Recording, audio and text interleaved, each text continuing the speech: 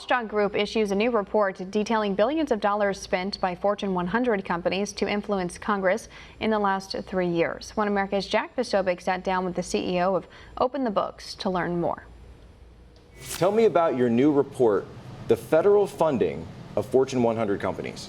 Our auditors found that over a 4-year period, the Fortune 100 companies spent $2 billion lobbying Capitol Hill, and they received $3.2 billion in federal grants. These are actually subsidies. These are giveaways funded by you and me and the American taxpayer. Now, on top of all of this, additionally, the Fortune 100 companies received $400 billion worth of federal contracts. How are the public responding to this? Many people wonder why they work so hard to get their member of Congress elected, and then when they go to Washington, D.C., relatively rapidly, they go south on them on their core issues or their campaign promises, and I think we know why. With the $2 billion worth of lobbying by the Fortune 100 thrown at the members of Congress, on average, that's $3.7 million per member. Do these corporations, multinational corporations, have America's best interest at heart, or are they focused more often on their own businesses,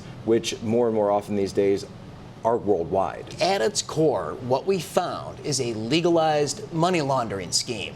Typically in money laundering, you like to keep things hidden.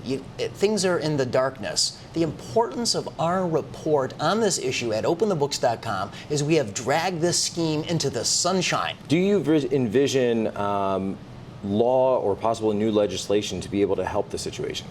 I think that's an area ripe for bipartisan reform. It fits the president's election promise to help drain the swamp, and even Nancy Pelosi ran on some of this language in the run-up to the 2018 midterm elections. Now, looking at this as an election issue, as we are going up to the 2020 elections, what is the polling? Have you seen any polling on these types of issues? The American people are ready for reform. This is a reform moment. In the latest polling from last week at Rasmussen, 8 out of 10 Americans feel that federal contracts flow to the most connected corporations, not the most qualified corporations.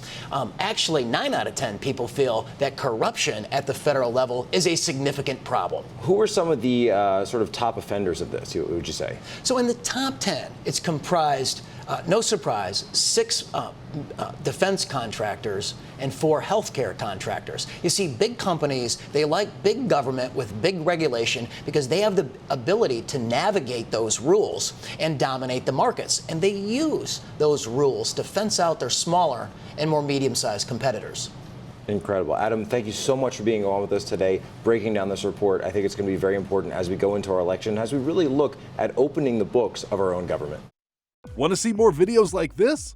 Click on the link below and subscribe to One America News on YouTube, and call your cable provider and kindly demand that One America News is added to your lineup. Call and subscribe today.